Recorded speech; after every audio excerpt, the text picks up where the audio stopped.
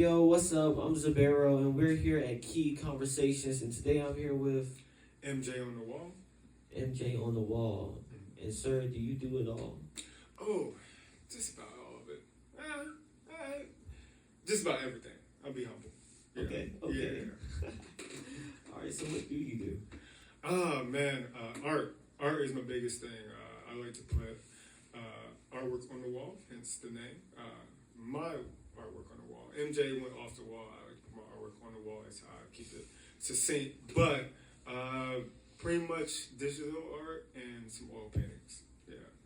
Well, how does digital art work? Like, Man, you bust out handy dandy iPad on Procreate, and you just start being bad at it for at least like 3 months. But you like pretty covers, and then you start to assemble things together and get some tracing in there.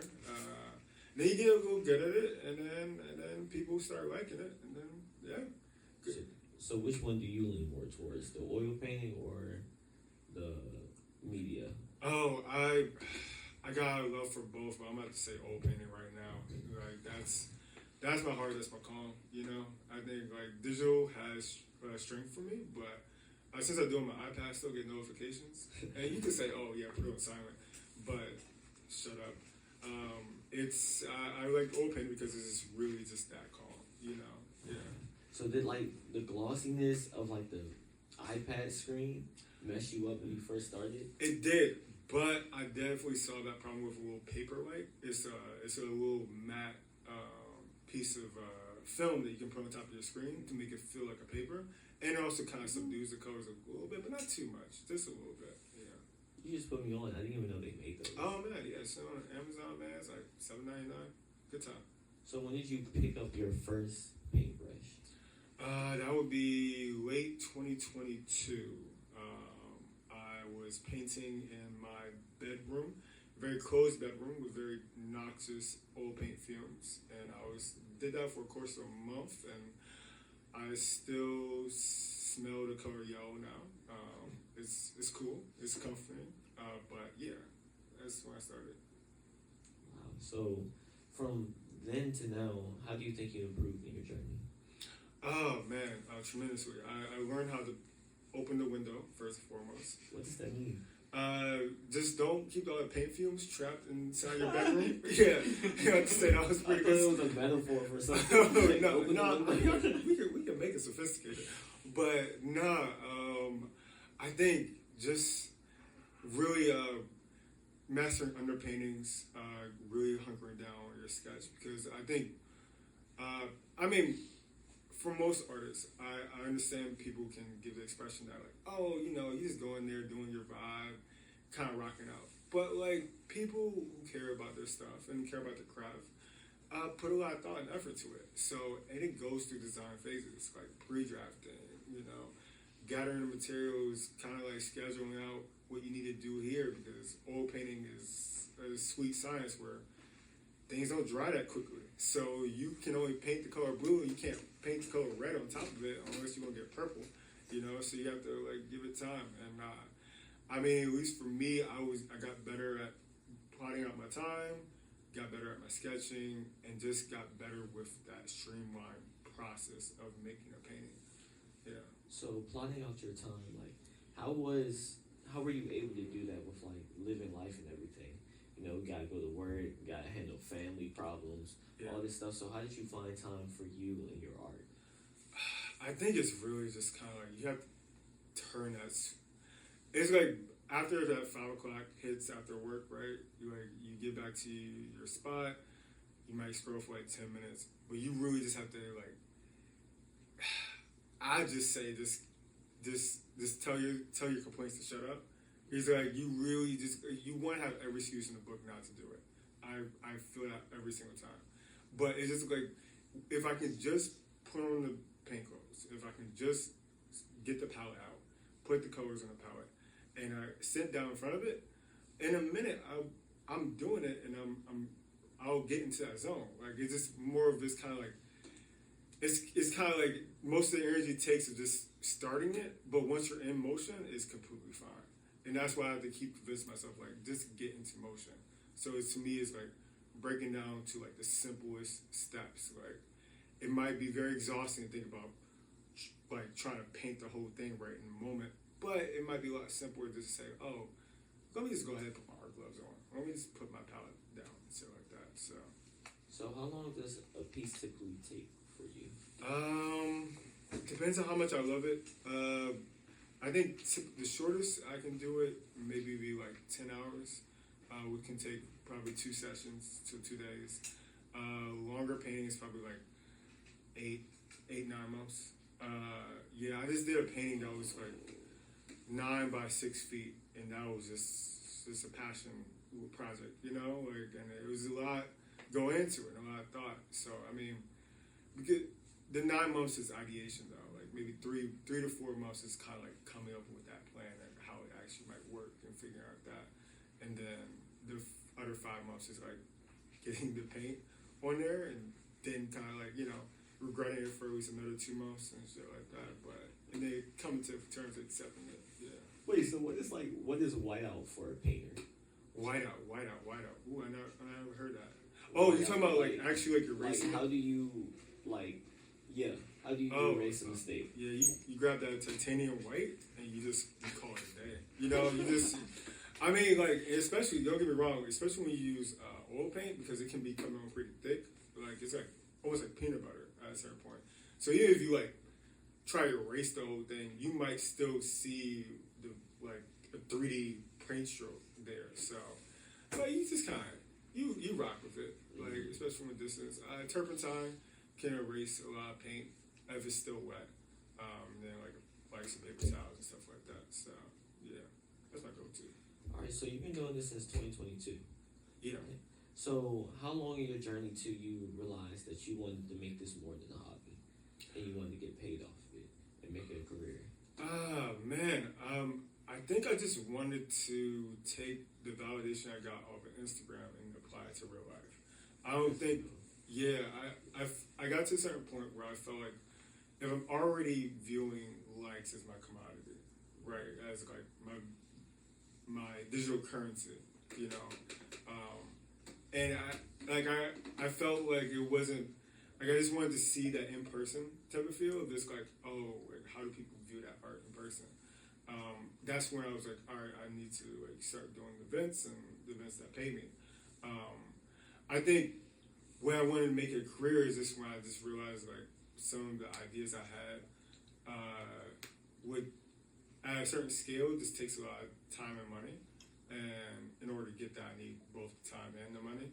So I just started selling my art to kind of like scale things up. Like I did art vendor shows so I can afford to have my own solo show. And now I'm doing the next couple of solo shows so I can afford, you know, some wacky cool things. Like I low-key want to buy a vending machine, you know, or like get a portable house off of Amazon or some shit like that, you know, and then like Airbnb it out with a whole bunch of like artwork inside of it, you know. It's hard. Yeah, right. Yeah, all right. Don't steal it, but yeah. No, that's like like the path. Like I just realized that it costs money, and also it takes certain scale of things. So I just business is the way to go from there. So you said getting paid off of shows, so you don't pay to be a part of shows pay you. Oh no, I definitely pay to be a part of some shows. But I mean, it's typically like I eventually say I paid because I make profit back, right?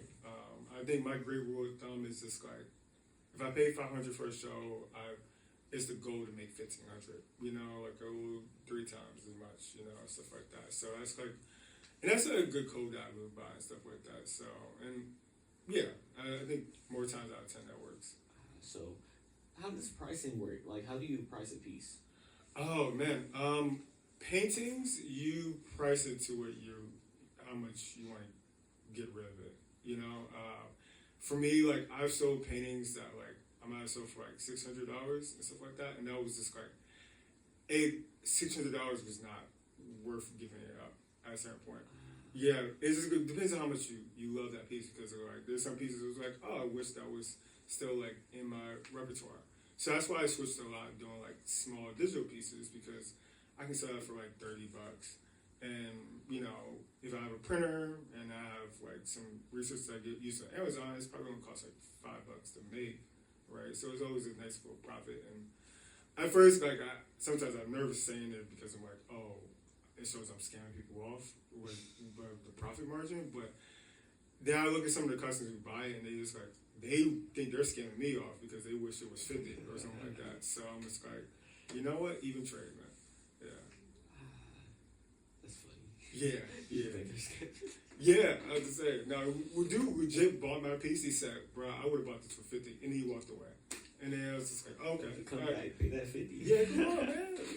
You can send me an extra 20. Yeah. So, how did you was it a surprise when you sold your first piece? Were you like, dang, people really like my art? Yeah, it's a heavy imposter syndrome, especially when you use IG, because you see so many great pieces on IG and other places where you just think if they have struggle selling that piece, but I sold my piece, what does that mean? You know? And but it's also deeply gratifying, especially when it's of the value you think you wanted it to be, you know? Because it's just that person's going to use it well. They're going to show off to their friends. They might flex with my painting. People are using my painting to brag they got a Louis Vuitton. And that's okay, kind of cool for me, you know? So, yeah, it's gratifying. All right, so how does your art show how you view the world? Man, I view the world as just an interesting collection of stories. Sonder is a word I keep going to.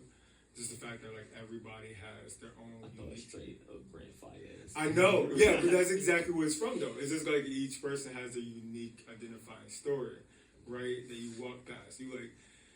I just saw a dude on a large bicycle with an American flag around his waist, going up and down 14th Street. That man has a story that got him to that point. You know, that is a very unique collection of events. Maybe he was granted a tricycle when he was 2 years old. Something happened to that man, right? And that's what I like to capture with art is just the fact that there's so much uniqueness in the world that sets people apart from each other, and I want to at least honor that, you know. All right, to close this out, what are 3 things you wish you would have done different? 3 things to do different. Again, close the window. Open the window. Open the window. Close it. Close it. Letting that smoking is crazy. Okay, hotboxing with art with oil paint, different type of vibe. So you smoking paint? No. I'm talking about just with the paint fumes. Yeah. No. There'll be some trippy art. Maybe in the future. But nah. 3 things I say for anybody doing art business or just promoting their work. Just accept that things can be done. Take your risk. I don't think you're going to get experiences unless you're taking a couple of losses with it. So definitely don't be nervous about posting that one song you didn't like or posting that one art piece you didn't think was worth it, because you need that to give you the strength to do the next one, you have to build a rational confidence about yourself. So that email list, to keep it very practical, you want to get your stuff out there to 100% of people that follow you, and the best way to do that is emails. Email list. So how do you do that? You just walk up to people and be like, "Hey, yo, what's your email?" All right, just press them out. Personally, I use the Square app, so anybody pays for an art piece from me, they will have to. I say, hey, do you want a receipt? And I can get emailed to you. So I collect the emails. You finessing. I did finesse you. I bamboozle you. I got your emails. Gotcha. Yeah. So yeah, that's my free practical advice, though. Yeah. All right, bet. Once again, I'm Zabero, and we're here with MJ on the wall. And this was Key Conversations. Right. Peace. I say, appreciate you, man.